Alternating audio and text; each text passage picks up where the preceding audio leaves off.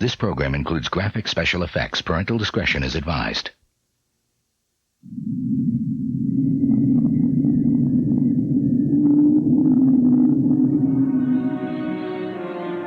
There is a fine line between heroes and villains, between what is good and what is evil, between reality and illusion.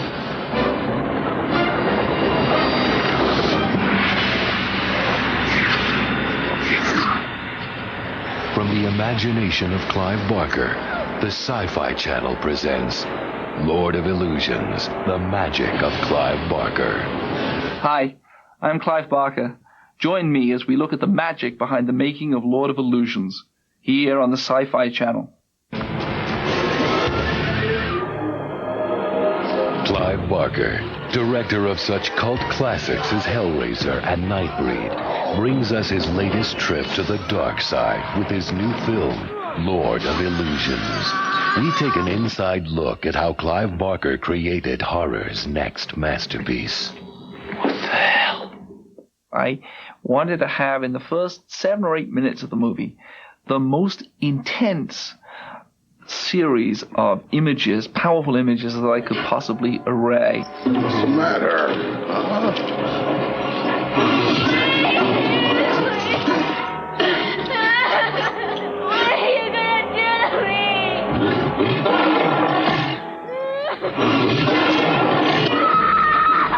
I would like to think that halfway through Lord of Illusions, the audience will be thinking, he's crazy. Oh, I know what you want. Working with Clive was just an amazing experience because he understands the genre, he understands horror so well, and understands, his phrase for it, was, how can we get a good boo?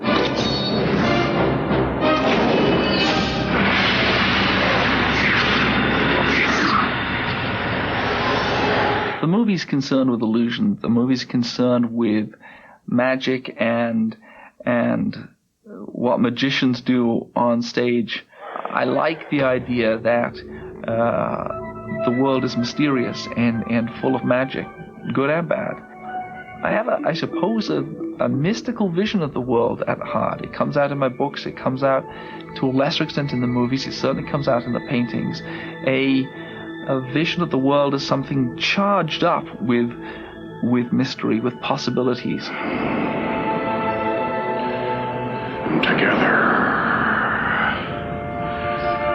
Together, you will cleanse the world. Certainly in the last few years, we've seen horror movies being driven by the villains. And I'm responsible for some of them. Hellraiser has Pinhead and Candyman, Freddy Krueger, and so on. These are horror franchises that are driven by the villains. I wanted to see if we could create a hero that the audience would care for, a hero that the audience would feel drawn to, that the audience would feel protected by. One of the things that does, sort of frees me up to do, is be even more ghastly in my imaginings, because we have this very reassuring presence in the middle of the narrative.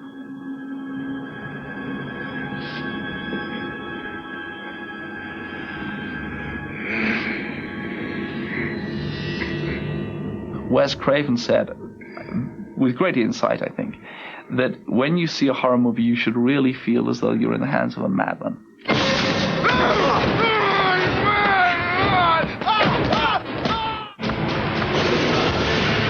When we return, we talk to star Scott Bakula as Lord of Illusions, the magic of Clive Barker continues. Here on the side of Clive Barker comes a new look at horror with Lord of Illusions. We now return with the cast of Lord of Illusions here on the Sci-Fi Channel. There is a short story I wrote, I guess 10 years ago now, called The Last Illusion, which was published here in a collection called Cabal. And it's a story of 30 pages or so, which introduces a character called Harry D'Amour. The character of Harry D'Amour. This is was an interesting challenge for me. Clive had written this character for 10 years prior to me attempting to bring him to life. Harry is a very rational, reasonable, regular guy, but he's a haunted guy. Harry D'Amour, who describes himself as a private detective, has been linked with occult activities on several occasions. We regard D'Amour as a highly dubious character. It's nice, Harry.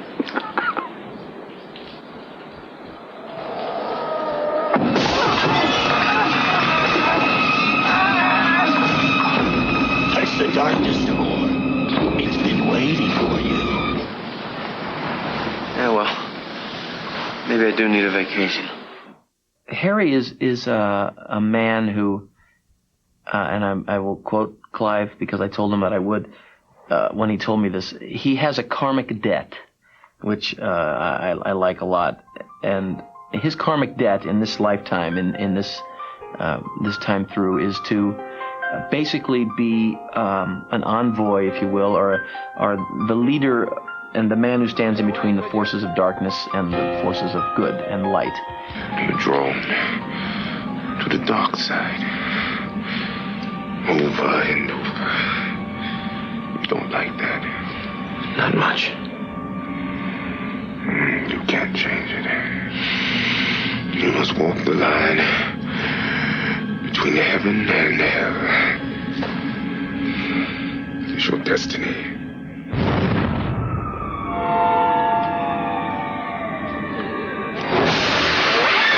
A hero is, in a sense, only as good as the demons, the villains who test him. Touch the darkness. It's been waiting for you. Like many horror movies, Lord of Illusions has central to it a primal conflict between good and evil.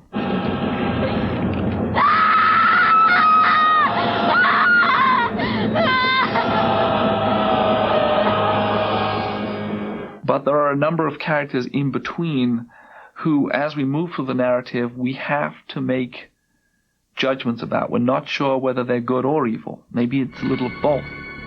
I'm putting in a new illusion tonight. Something special. I want you to be there, will you? Of course. Philip Swan is a man who has learned terrible powers at the hands of the villain of the piece, the hands of William Nix. He uses those powers, and like Faustus, the Faust story is in a sense one of the great stories of Western culture, the magician who does a deal with the devil and regrets it.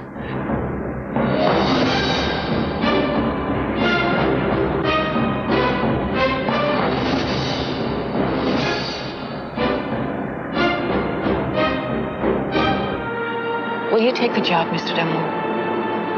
Harry, Harry, when do you want me to start? come to the show with me. It's his last performance in L.A. tonight. And Dorothea, his wife, played by Famke Janssen, is the beautiful, exquisitely beautiful, mysterious, but deeply troubled woman who will draw Harry, the Scott Bakula character, into a mystery which eventually is going to put his soul in peril. I mean, I feel that a lot of the times I walk through life with this sort of dark side. You know, I think that there's, and in everybody I know, we have these questions, and what are we doing here, and what is life all about? Both Philip Swan and Dorothea have secrets which are revealed as the narrative goes on, secrets about the powers that they hold, secrets about their childhoods, secrets about, in a sense, about their allegiances.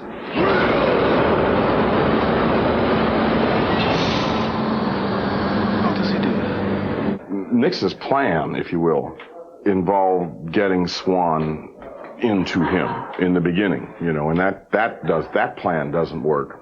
But as far as, you know, the second coming, as it were, of Nix, I think if he has a plan, I'm not sure, you know, he knew is now I get released or whatever. It probably was a surprise to him as well.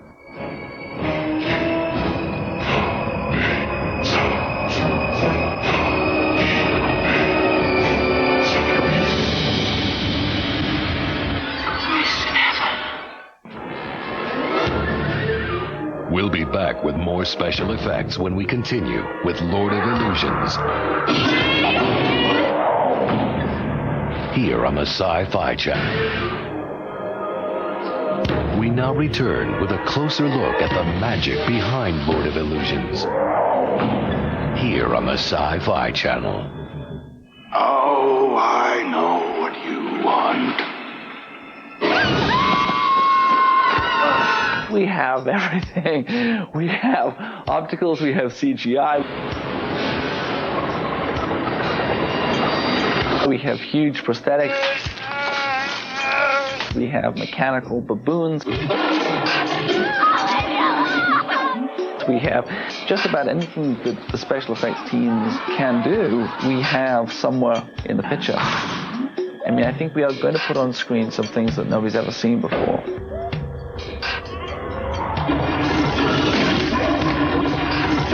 At one point, halfway through the narrative, a shape-changing force threatens Harry and Dorothea in the house of the magician Philip Swan.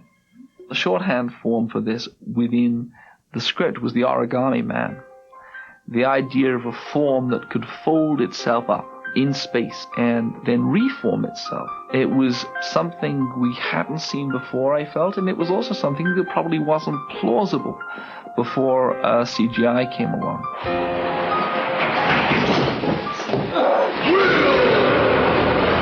We have one other very, very complex CGI shot at the end of the movie, and that is a shot of one of the characters slowly, over an 8-second period, which is a long time, screen time, being eroded and revealing glistening red muscle, popping the eyeballs out of the sockets and carrying those away. It's a shot I'm very proud of. It's wonderful that tools such as these are available to us as long as we have a place to put them within the narrative. When you act in a horror film, you're going to have to deal with a lot of elements that are not there on the day when you're shooting. So that was certainly challenging. Funny enough that by the time I saw all this on film, it was so different than what I was imagining at the time. Because I am not in his head and I don't have his imagination. I wish I did, because he has the best imagination of anybody.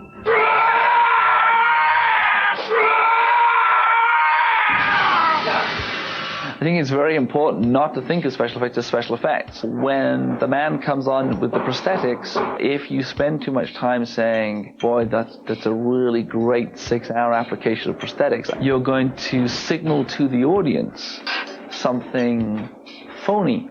It's all based out of Clive Barker's script, and it's very descriptive. And we went ahead and we did a bunch of drawings of what we thought maybe these cultists might look like, showed them to Clive, and Clive approved them. And what I'm doing now is, this is called gel blood. It's another blood. It's like a thick coagulated blood. Just putting in like some nicks and cuts that look like they've kicked up, already coagulated, nice, thick, gooky, horrible stuff.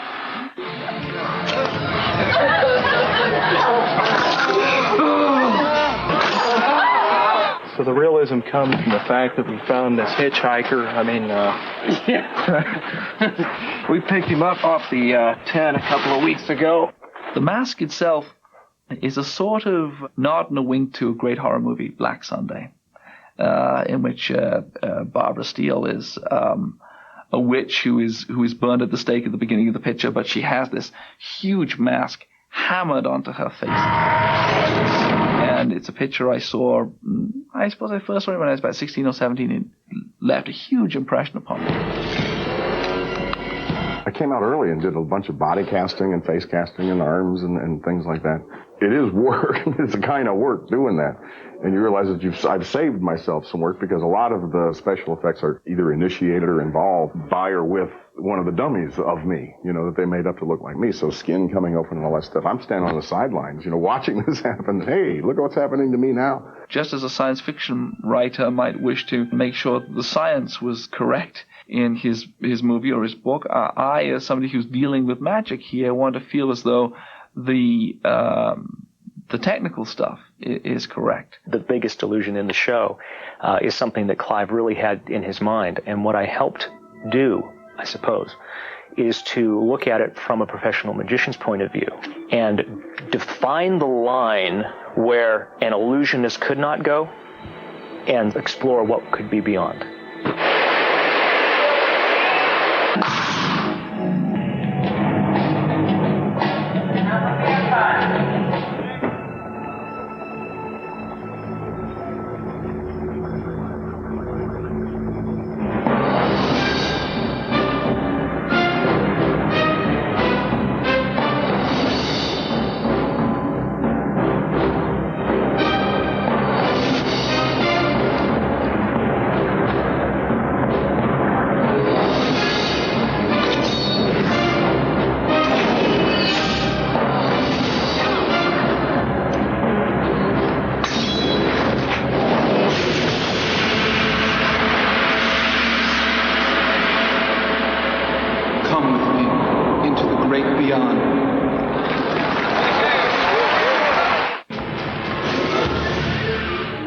continue our look at the imagination of Clive Barker when we return with more Lord of Illusions. Here on the Sci-Fi Channel. Is advised. We now return with more of the mystical mind of Clive Barker as Lord of Illusions continues. Here on the Sci-Fi Channel. I like the idea of being able to fold into the picture some things that are echoes of occult wisdom. Did you come up here for a reading? My God. What? You're drawn to the dark side. Over and over. You don't like that. One of the key spectacles in the movie is a magic trick or an illusionist trick, which involves the skewering of an unfortunate failed illusionist.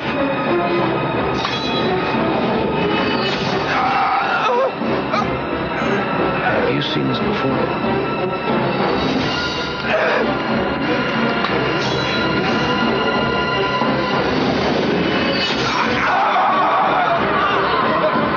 It echoes a tarot card, the Ten of Swords, which is a symbol for, depending on your reading of the card, despair, the end of a cycle, ruin. A lot of people believed in Nix. You haven't forgotten his promise. About death. What about death?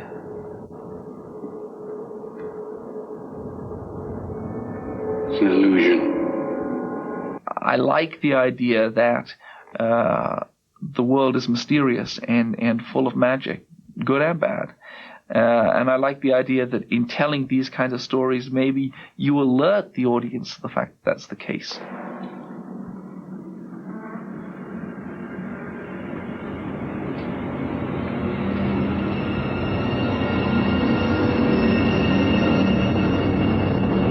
You shouldn't have followed me, Demore. How did you do that? Now I'm gonna have to kill you. I don't think so.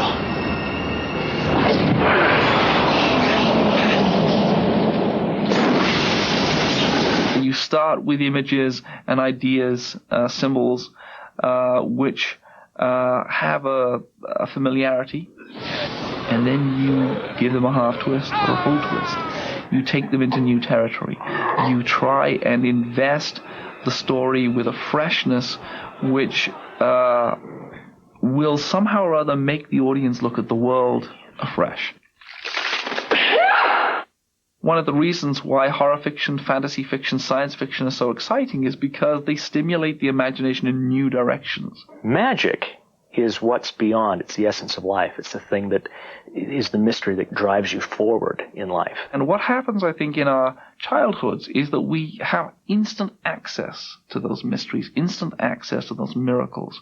Our imaginations are unfettered, and we have no compunction, no shame, no embarrassment about interpreting the world as magical. We see our horror movies and our science fiction movies, and we read our fantasy books, and a little part of us, which is constantly under siege, I think, clings to, values, celebrates the imaginative. It's important to hold these things dear, to value the things that are part of the child in us. It is more than entertainment. We are opening up people's heads. We are bringing miracles back into their miserable little lives. But they're fake miracles. Houdini believed he had spirit guides. You believe that? I believe that we walk a narrow path between heaven and hell, divinity and trickery. It's my duty as somebody who has designed this ride to make sure that it continues to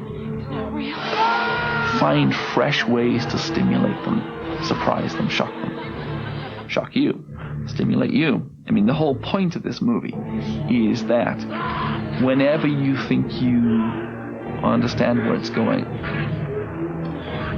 whenever you think that you know the difference between illusion and magic, whenever you think you've caught its tone and its rhythm and you're safe with it, it comes at you from another angle. This is a strange tale, but it's also, I hope, a tale which an audience that maybe has never seen a Clive Barker movie, maybe assume that Clive Barker is just too out there, too weird, too gross, is going to be drawn to and say, I understand this journey.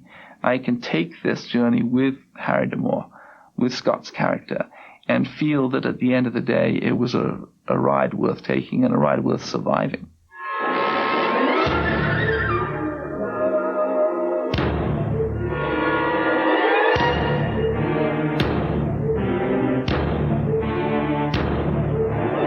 Teams, 2 virtual world sports, and 1 incredible interactive competition battle 2-legged tanks and race through the mining canals of Mars when the Sci-Fi Channel presents the 1995 Virtual World Cup, tomorrow at 7 p.m. Eastern. Now take a journey of the imagination, The Twilight Zone, next.